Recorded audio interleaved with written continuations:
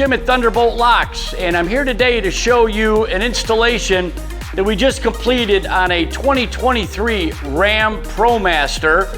And we have located the lock case assembly in the passenger or the right rear door, and the housing location is shown on the edge of the door.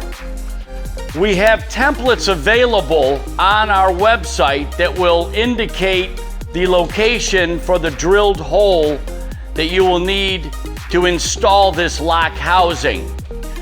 The wiring for the M1 lock that we have installed, which operates off of the factory remote, is located inside of this door, very near to where you mount the lock case.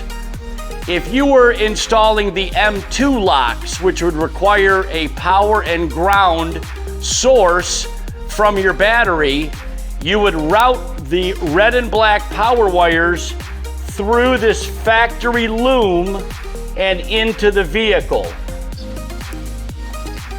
The override knob itself is located on this upper panel of the rear door.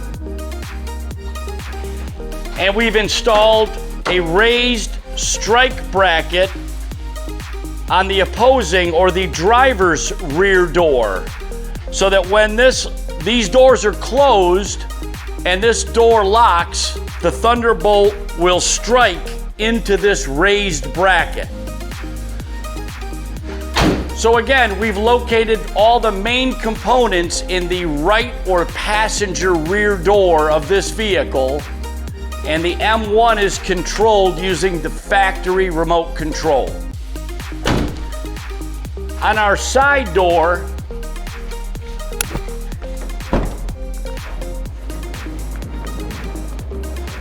the lock housing is mounted on the rear edge of the door. Again, we have a template available for you on our website that will line up and give you the exact location on where you'll drill the hole for the lock housing itself. Inside of this door, we've mounted our lock case assembly, and the wiring for the M1 lock is also going to be located inside of this door.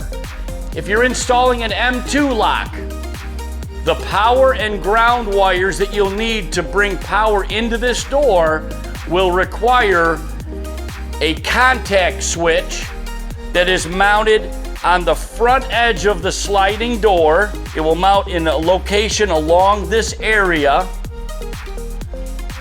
And when you close the door, the power side of that contact switch is going to mount into this area.